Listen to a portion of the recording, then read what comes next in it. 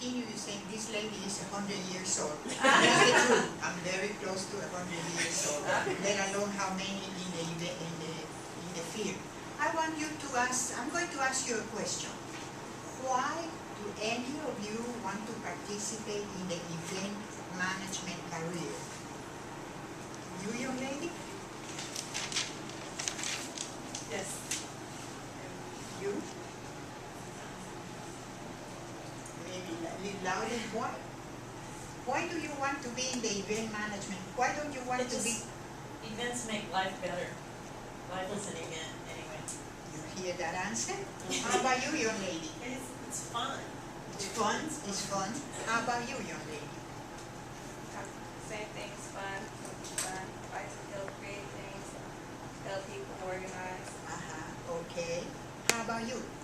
It seems fun, the whole idea seems fun, to be really dedicated and committed to making something work and having it work. It's satisfying. That's a good one. How about you, young lady? Same thing is fun and being able to be creative and giving people a good experience. Very good. It's rewarding to see your end results and to stay on task, and I think it's enjoyable to plan. It's challenging, and I like events, and so I think that when you go to a good event, it stays with you, and so to help do that. I just see a person idea turn into a finished product, and I like to be part of it. Very good. And you, young lady? I just like the thrill of starting and seeing the end result and sitting back and see next time how do I make it better. Very good. And the last young lady? Exactly like this. Okay. You notice that all of you say one important thing, that you have fun, creativity, and that's the most important thing in this career. Wherever you choose, it is a magnificent career. I have been many years in this one, so I know exactly, I taste everything. I came to a conclusion that I'm going to pass on to you. This career needs two things. Legs who don't quit. Why? Because anybody knows in the food industry that you are putting a function and they tell you to come at 6 o'clock in the morning, and then suddenly it's finished, and then you go into the next one that is a dinner, and you go home at 11 p.m. You have to have legs who don't quit and nerves of steel. Guess why? To put up with the client. Because they come and say, I want that, you know. So you have to be controlled, educated, knowledgeable, and have your nerves of steel to put up with the client. And the client has the right to be demanding. They are making an effort, and each function is different. For that client, that moment is her or his moment. What you did before and what you are going to do in the future doesn't matter. At that moment, you belong to that client. And then, another thing in consideration, we get the people at the best of their behavior in a sense. The poor nurses receive broken bones and, don't touch me. We receive people who are looking, expecting food, beverage, music, knowledge. So they are in the best of spirits when they come to us. They are not in pain, they are not grouchy, they are waiting for good food, good music, an event, good knowledge, a conference. So we receive the client and the human beings at the best of their resources. Now we go to a little more serious. Contracts. Don't you ever, never, ever put a function or even if it's not in the food industry, in any kind of a business, without a contract. If your mother wants a cup of tea, contract. To tell you how important is the contract. The contract is your validity, is your shield against everything that is coming toward you, good or bad. Contract. I'm going to tell you a case who taught me really in a horrible manner how I miss. I have certain executive chefs, and I have this chef which is for functions who are very, very classy and expensive. we, at the beginning when we got together, contract, we signed our contract, and we, at the end of the 4 or 5 years, we sort of, let it go. And that's what happened, that you might have a friend or a close friend that you say, no, yeah, okay, we know, no, contract. This chef, we come to the home of the future client to show off what we have and the menu.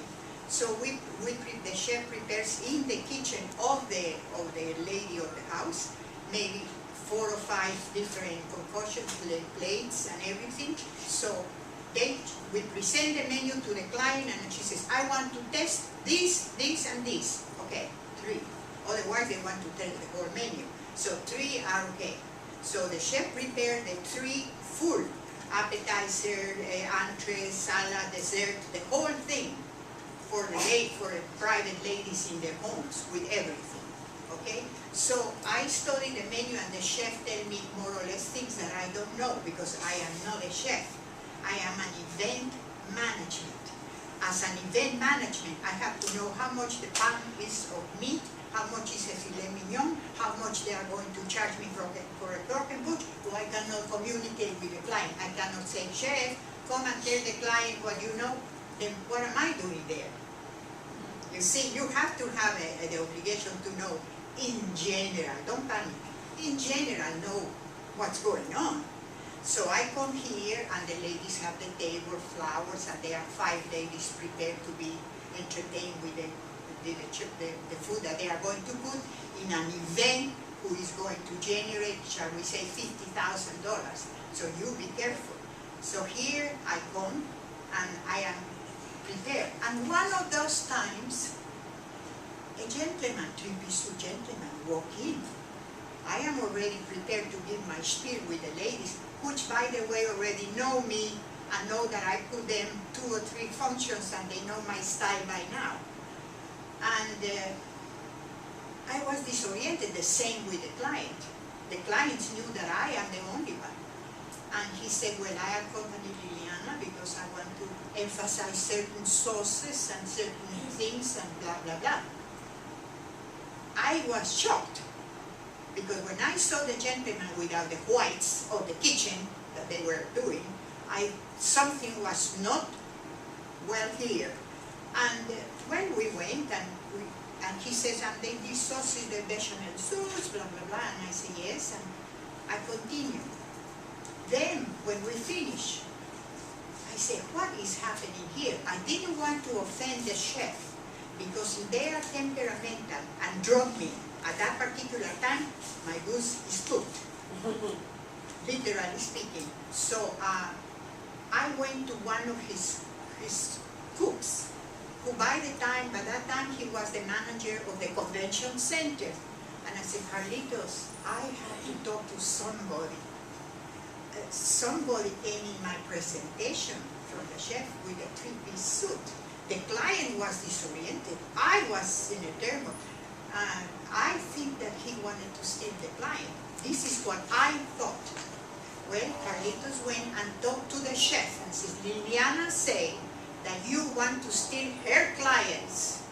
See how different things are going from one point to another point? And then I say, what we can do?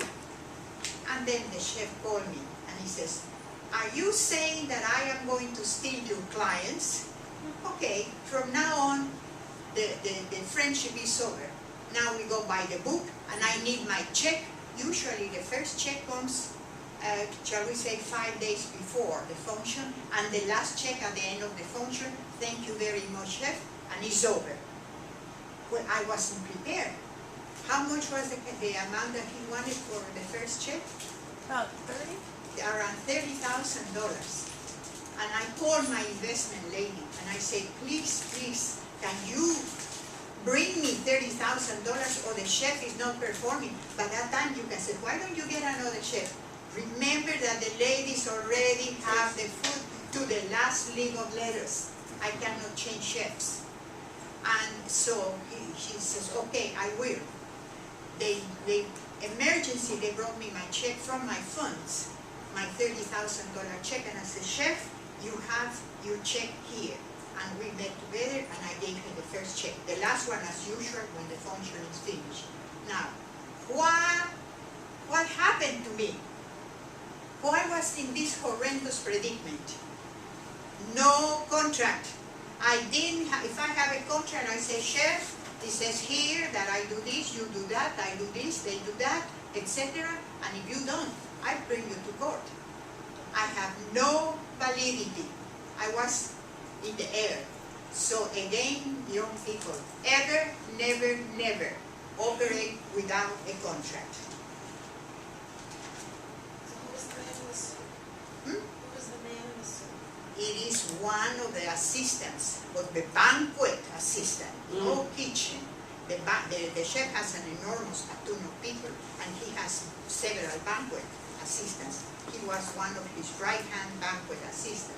Ask the students what they would do for the next event. Okay, if you went to what I went in this little episode, what do you do to that chef?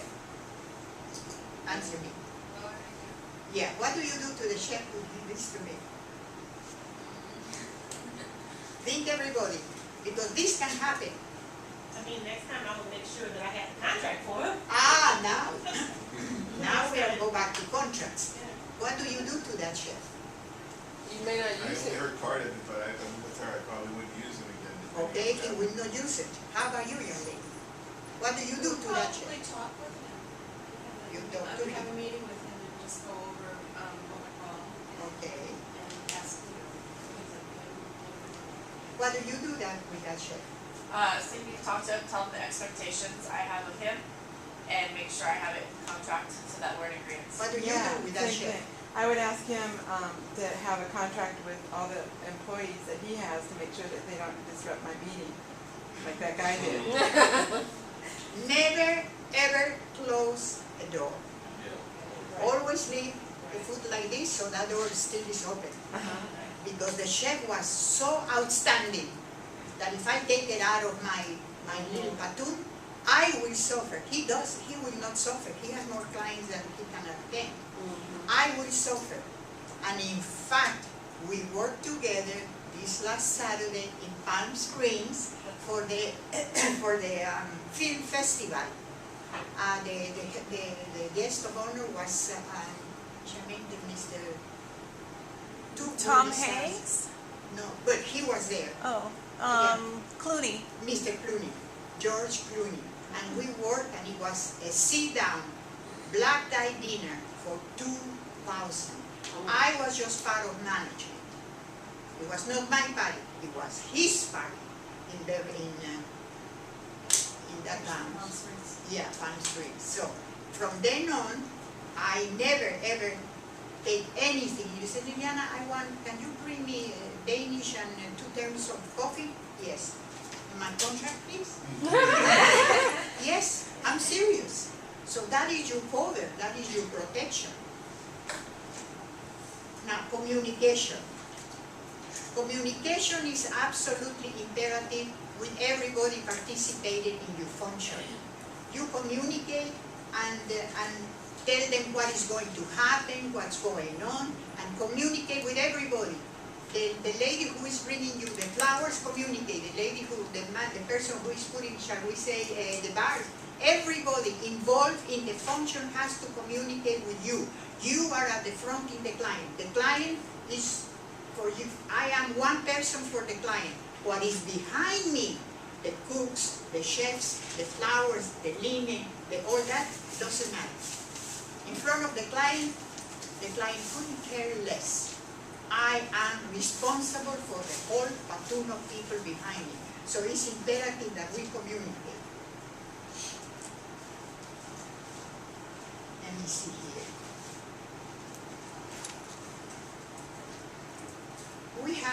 They came one day, they called us from a big law firm.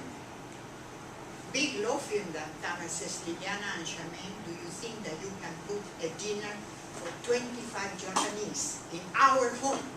In my home, said the big cheese.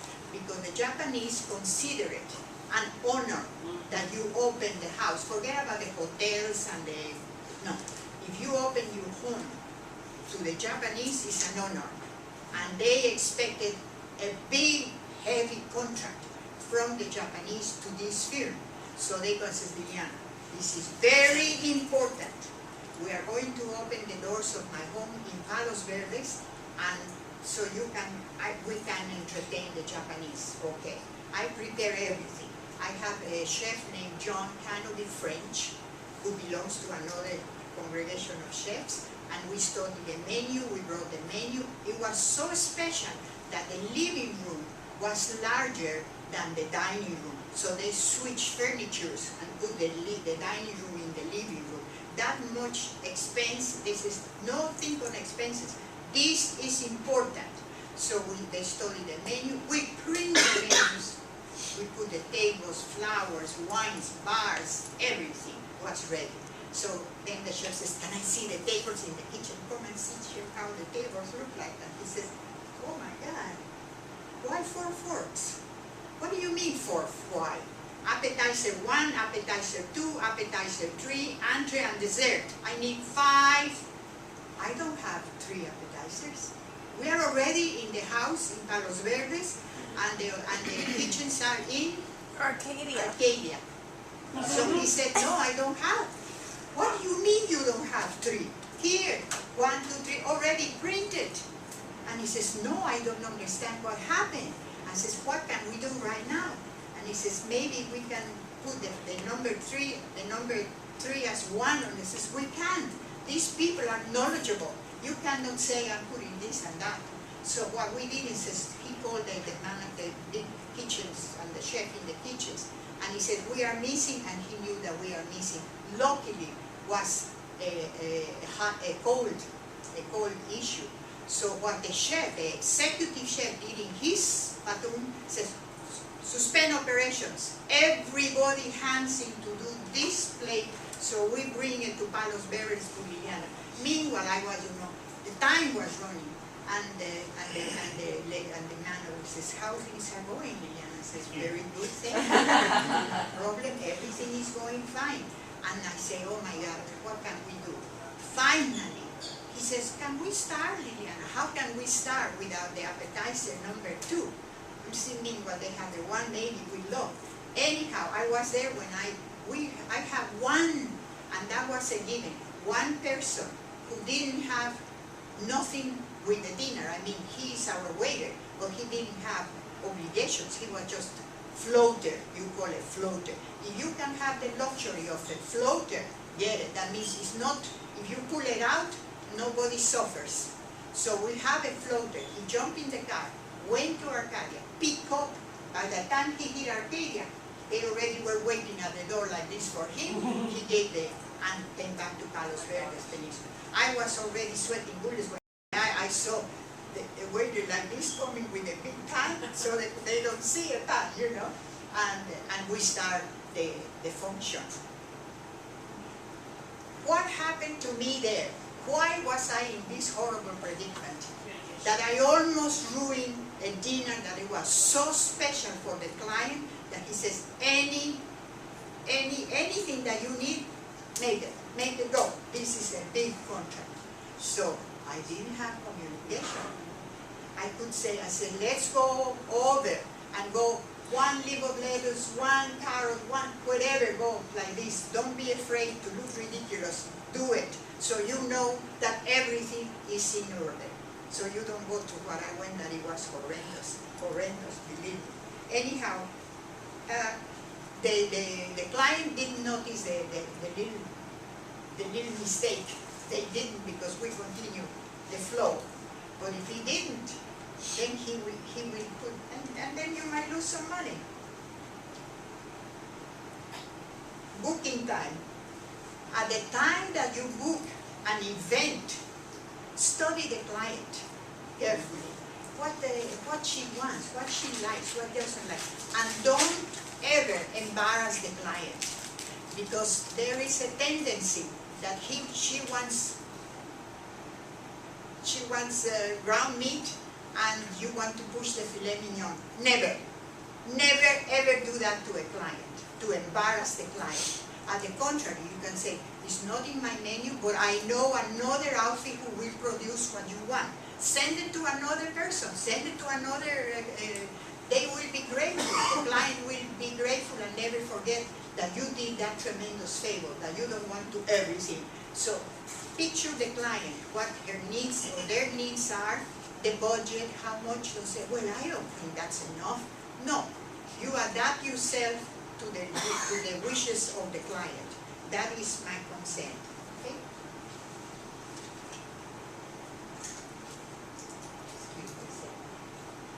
And remember, the client is always, always right. Credentials. This is absolutely important, to ask the credentials of the people who are going to work with you. Everybody has to have their credentials. That is your safety, pillow, your protection, the credentials. Let me see here. Yeah. Do anybody remember the name of Marge Whitman? The multimillionaire eBay, almost founder of the eBay. May Whitman, yeah. Okay. She was pushing for governor of California, remember, not too long ago. And I was surprised when suddenly she was almost getting there. I went to a couple of lunches. She was almost getting there when something exploded. One of her maids in her home, you remember, didn't have credentials. And that exploded against her horrendously. They forgot how well qualified she was and everything. And I have the feeling that part of her losing the career there is because of that little incident. What happened to Mrs. Whitman, who cannot have credentials in her own home? What happened? A person like Whitman, I don't mean, Mr. Joe Grant. So always ask the credentials.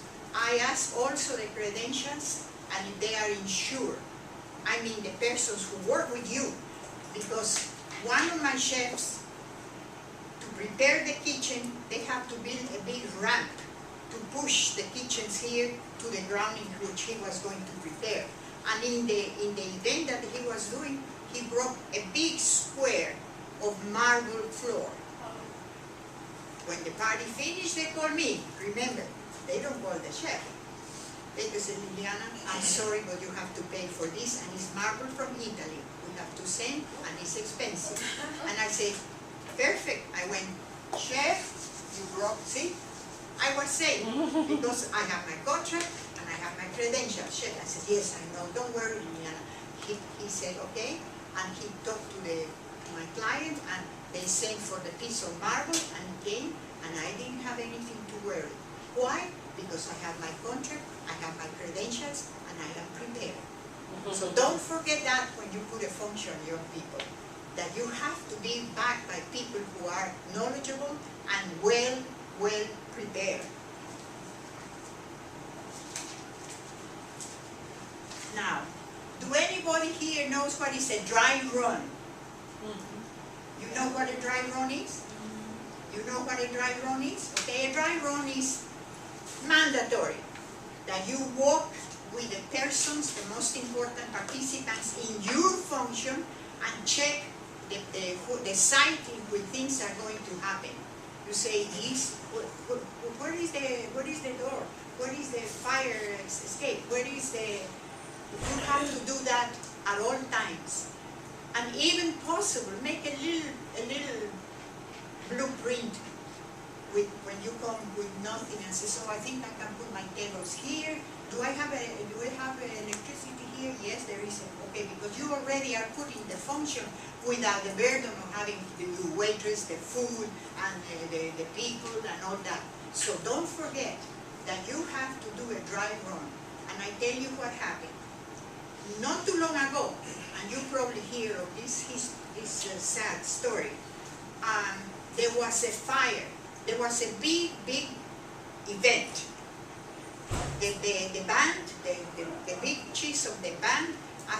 was a show, put fires, you know those fireworks who come here. Pyrotechnics. Okay, yeah. He never did a dry run. He never had permission. The owner is also guilty. So what happened is that everybody walked into one door, so everybody remembers that door.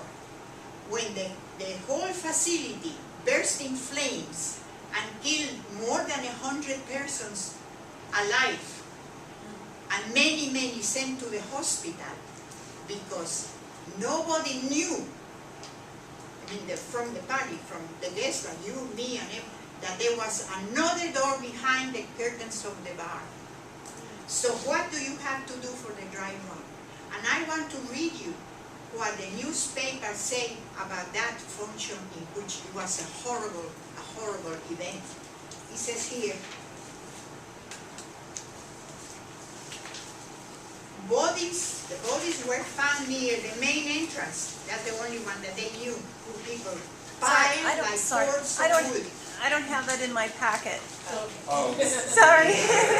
She just brought it in, I don't know. The bodies were near the main entrance, piled like cords of wood. Michelle, that's the name of the band, did not have a permit to set fireworks at the station. It was so horrible that the people just run to the only door that they remember. And where was the manager, the function? This is what I always ask. Why nobody did a dry run? Nobody knew that there were two entrances? So of course the people piled up getting burned at the main entrance. And that was fault of the people who put the show. Definitely. So you always have to have a dry run. And if you want it more close to home, I have friends who are caterers. They are brand new caterers, and they are, making the mark in the market. And they call them from City Hall to put a party. And City Hall, the party where they put the parties is way up in the upper tower. So consequently, 2 elevators. First elevator, you put in one. Second elevator, put you in the tower. They never did a dry run. They say, Liliana, this time you are going to be a guest. You don't know where to work. Okay, fine. And they came. I noticed the day of the party, I went there, nothing. And I said, it's a little too early, but the guests were arriving. There is something terrible wrong in this party. By the time half of the guests were there looking annoyed and asking questions, I was a guest, remember. I'm not involved. Finally, they were saying, we are going to cascade these fruits, we are going to put lamette here. They were already planning. By the time they discovered that you have to take 2 elevators with all your gear, all shakers and linens and whatever you have not for a party, it was too late. They walked in when almost all the people, all the guests were already in. They walk in throwing in things. What cascading? They're just throwing things.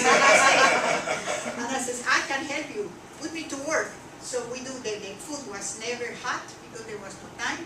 The display was horrendous because they throw plates and glasses and whatever. The people was already there to eat. And I say, don't you ever forget to do a dry run with the people who are involved in the function, so you know where to walk, where to put your tables, what to do, and don't be in this horrible predicament. Of course, the ladies of the party were furious, to say the least, furious. And I don't have nothing to do with it. I just put the things on the table because they are friends. For any function or any work that you are going to do, be prepared mentally, emotionally, and above everything, financially. Mentally means the little annoyances who happen while you do the function. They say, suppose it says, Mrs. Wilkerson, there is no water in this building. Well, that, I have to be prepared for the moment, mentally, and see and be aware and have solutions. You are the only solution maker there. Everybody depends from you. Nobody's going to find solutions if the manager or the head of the party is there. You are responsible for everything. So don't forget, be prepared mentally, emotionally, and financially. Mentally to attack and have solutions right there. Now, emotionally is a different thing. They call us to, we don't do weddings. No weddings, bar mitzvah, believe me. No. You never please everybody. They always, in the back, somebody said it was a horrible event. There is always, because they have two teams, the mother of the bride and the mother of the groom, and they are always like this. So you already have enemies. You create already enemies to say, you see, she hired that, and see what happened. You know, they are at the look. So weddings for never. Once we have a call from the big cheese, our big cheese from Arco, and it says, Liliana and Charmaine, I know that you don't do weddings. Can you do just this time from a very dear friend, a big cheese from a television. He has the head of television. How can I say no? And I said, we do it.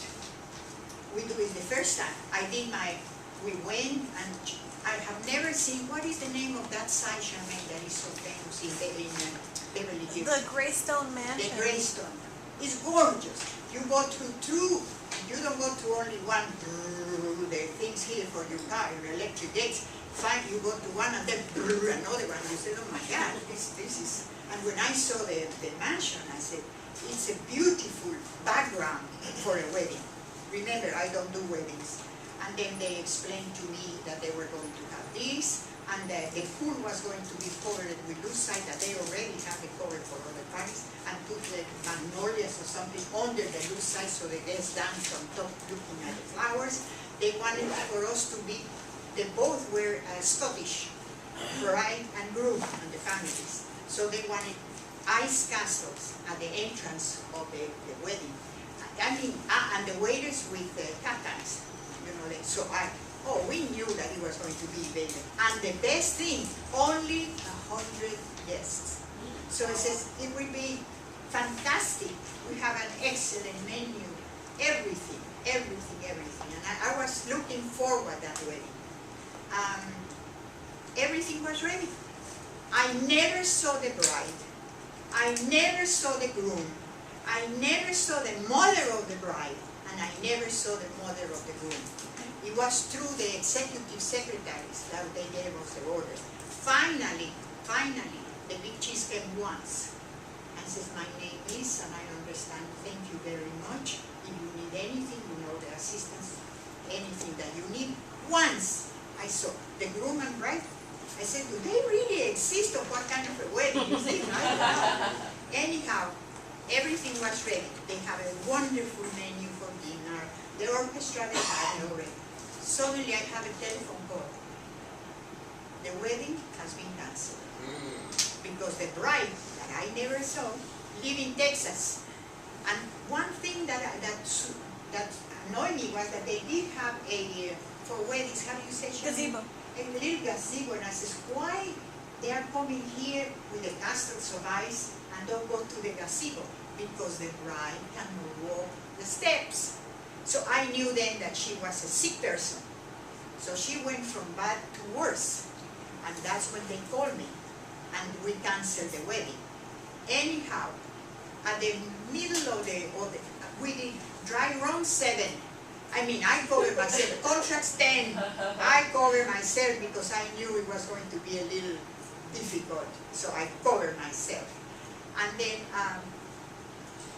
when they gave us a check for $10,000, didn't do anything. We just did the dry run, all the pre of a big function. You know, trips here. The waiters came just to dry run. The chefs came to dry run. Everybody, so we were prepared. So I told Charmaine when they called me and said that the wedding was canceled. I said, shall we be back at $10,000? Because actually we're doing our job, a job that you're supposed to do, with or without, you know. I mean, that's part of the show. Now, we never brought tables, we never had anything but just ourselves looking where everything was. And Charmaine says, yes, let's dig it back. because we haven't done anything.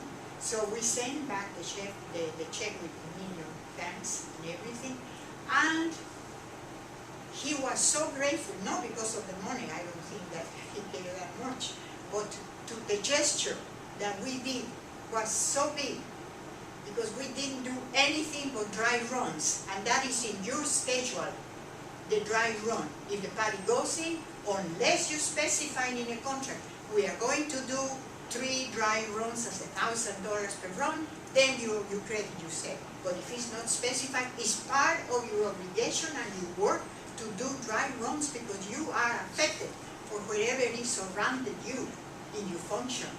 So when around 8 days later, I have a knock at my home, and what is the name of those trucks? I mean, those FedEx. the FedEx came and says, I signed. They give me a big box like this. I said, thank you very much, and it was with the address of the television station. And when I opened the box, there was another little box, pale blue. Anybody knows what a pale blue is? Yes. Oh my God. I opened, and it was the most exquisite dish in crystal. Probably costed what we didn't take. And says, thank you very much. Your gesture has been always remembered. I learned later that the bride went from bad to worse, and I don't know what happened, but we did our job, and we did it correctly. Was I prepared? Yeah. Emotionally? Yeah. Remember the 3 prepares. You have to be emotional, mentally, and financially. Okay, so this one was emotional. Really, really emotionally, because we already, how can I say, we never did weddings, so I was already everything ready. I was more excited than the ladies, the assistants, you know. For them, couldn't care less. So I was prepared. I really suffered, and we sent our letter thanking them and wishing that the bride could survive or something. So you have to be prepared emotionally. Now, economically, goes without saying. The chorus from Beverly Hills, Copa de Oro. I will never, ever forget the name of that street, Copa de Oro, in Beverly Hills. And it says, we are going to, I did several functions for the lady of the house. I says, we are going to do a dinner for Senator McCain in my home, Indiana. It's a fundraising. It's going to be around 150 in my house. Imagine the caliber of that house, that they can sit 150 in the tennis courts. So I said, yeah, we work, we have the menus, everything was in order. I mean, in order. We have the meetings with the chefs, we have the meetings with the people involved, and we were ready to put the big dinner. They were having a bar for 1 hour and then the dinner. Well, it was past the bar, and I haven't seen anything from the chef. My waiters were already eating in the bar, you know, the beverages and that. Finally, she comes to the kitchen, and he says, what's happening, Liliana? We are going to serve dinner in 25 minutes. Charmaine, and everybody were hanging in those telephones. Where are the trucks with the food? Because once you open those trucks, it's just like the trucks now, you know you have it. And she was, what happened? I went outside and cried, because it was already time for the dinner, and there was nobody in that kitchen. Nobody. Dinner for 150 for Senator McCain, no less. I mean, it was not for Mrs. Perez, you know. So we were there, I was there, Charmaine says, go to the front. And I say, well, I will not charge you the bar. I don't care what you say. I need, this is a fundraising for Mr. Senator McCain. I want here something here. Finally, see, we did dry runs. But the chefs, the executive sent 3 chefs, never did dry run. And you know those streets in Beverly Hills? If you don't know exactly where you go, you're gone. So finally the trucks arrived. I was I don't have to tell you how I was. So they came and they prepared well. I mean, they were fast, but the lady of the house knew. Senator McCain left without dinner. Oh my goodness. Can you imagine that for my, and here is Lily reputation, a client who I serviced 17 times? Dude, like I say, what you did yesterday and what you are going to do tomorrow doesn't count, it's today. And today I was some. So we served the dinner went well. I have the feeling that the guests didn't really realize that we were 22, 25 minutes because they were drinking. But Mr. McCain did, and the only because he has to live in his plane with his entourage. So I was there. Finally, the dinner finished. I called the executive chef and said, "You know what you did to me? You know what you did to me." I was beside myself. The lady of the house came and he says, "Okay, Liliana, don't you think that I will ever, never call you back again? You are finished here." Imagine, I have a number one client telling me that I am finished, that I did a bad job. And she said, "I will never call you back again. And what is more, I will not pay for this dinner." Multiply 150 people at around $75 or $100 a plate.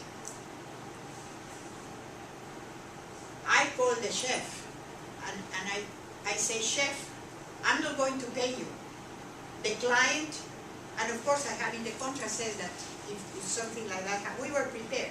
The client doesn't want to pay me. Consequently, I cannot pay you because that's the money is for you. The only thing that I'm going to beg the client are the waiters, the working waiters, because they require on time, which is uniform. What happened in the kitchens are not their business really. And she understood and she says, "Okay." She paid me for the waiters, and we lost thousands and thousands of dollars because the other party was not ready. And she said she was never, ever going to call me back. And she said that's screaming. And I agree with her. I agree. So around a year later, less than a year later, she called me. She wanted me to put her daughter was graduated and she wanted to put a luau in her home with all the trimmings and everything. I was so sensitive that I didn't want to service her. But I didn't want to say no.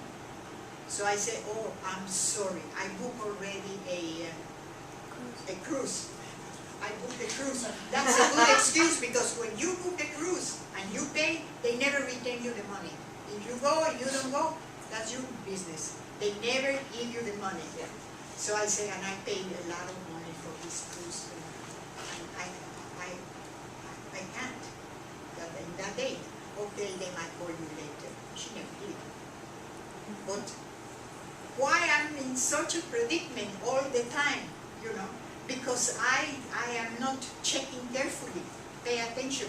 I don't check to the last detail. I think that everything comes okay, that they know by heart. No, nobody knows. If you have a waiter to work for you for 25 years, it's going to fail you once. Be prepared. Let alone the clients, you know. So that is economical. I have to put the bill, to foot the bill for the waiters and all that. She never paid me. And I never paid the chef. I says, I can't. Well, you paid no chef. Your fault. All my crew was here way ahead of the time. You make me look horrible with those. You send chefs who didn't know the route. You have to say, and I told you, are they doing their dry run? We are doing our dry run twice with everybody. Oh yes, and they know that they put a lot of bodies there. I don't know. I lost my everything. Always have a little page when you are going to do a little function or anything, have a little piece of paper named incident report. The incident report, right there, fresh. Incident report is for you, for your books, to protect yourself. And you say this and this happened, this and this don't happen. And I tell you, I work worked for a restaurant in my beautiful younger days. I worked for a restaurant who seats 200 and is all you can eat. That was my beginning. I love it compared to the banquets, the functions later on. It's all you can eat. And the restaurant name was Longfellows. I know that you don't remember. And they follow all you can eat family style. So the people come, and for $6 in those days, I start there. They bring you the big buckets of salad, and this is chocolate. They have the chicken and steak and chocolate cake. That was the motto of the restaurant.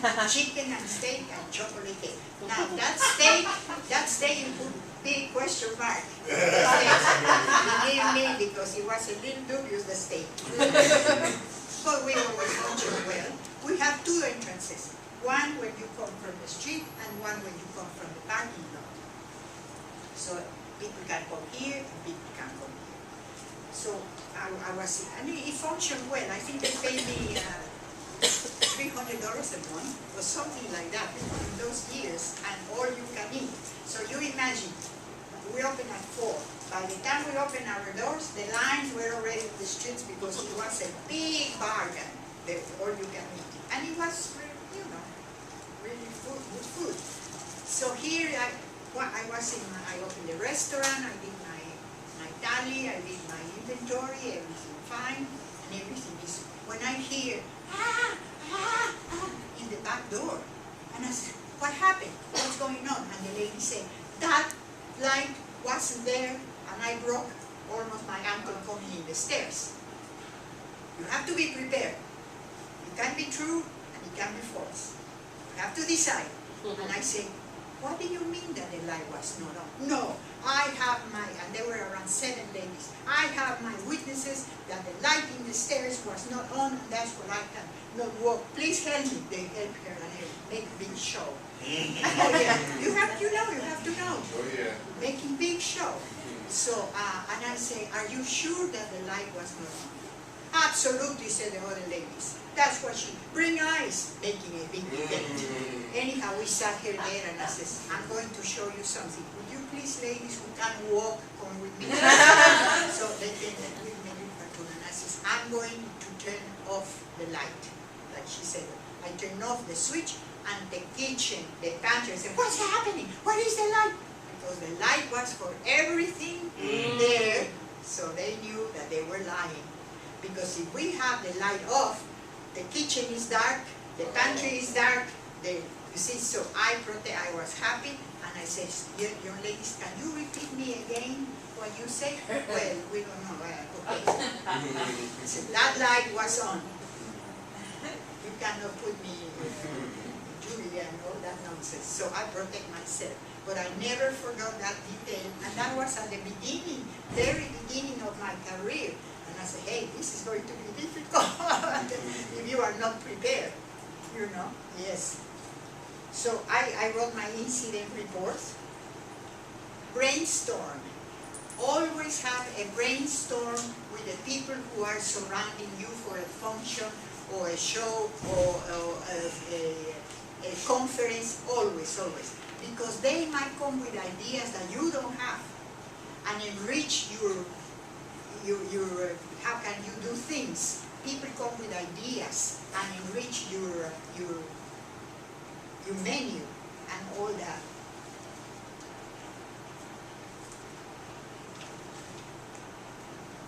Part of your personality in this business, you have to have your wow. Do you know what is your wow? Your wow is part of you, who only you can put. If you call me, I have mine. If you call her, she has hers. It's your personality put it in a function. Your wow. It's you putting something that nobody else has. It's your idea. My wow and Charmaine's were according to where you are functioning. We have in the menu bananas Foster. Bananas Foster, it is a peculiar. When I call the chef and he says, Mr. Gorbachev, that was the lunch for Gorbachev, no less, and he wanted it, so they call me Liliana. I know your menu, blah, blah, blah, but immediately pay attention. Mr. Gorbachev wants bananas Foster for dessert. So we went and the chef says, I have no time, Liliana, to do bananas Foster because I am in the luncheon and the bananas Foster is a completely different. We hired another chef who charged an arm and a leg to do only the bananas Foster. So we were at the almost at the end when they came and says, Liliana, I have bad news for you. Mr. Gorbachev is gone. We only said and I have here 150 bananas Fosters, and they a tremendous amount of money. They were going to pay me, no problem. So what Charmaine did is call the employees of that particular floor, and they just said, come here, we have bananas Foster. Woo, they came like nobody business, and they finished the bananas Foster. But it's to let you know that you are in places like this, that you have everything in order and something happened and you cannot be upset or mad. Just adapt yourself. No cry. Adapt yourself to the facilities. Another important thing I want you to learn is to have feedback of the people. You can have the wages. How was it? The main person, believe me this, is the dishwasher. And why is the dishwasher your main consultant? Because the plates come to him. And I say, how was the salad? Oh, I said, no. Out of 100 salads, 80 came the plates, that salad has to go. He's telling you that that salad doesn't sell, is no good, so we change.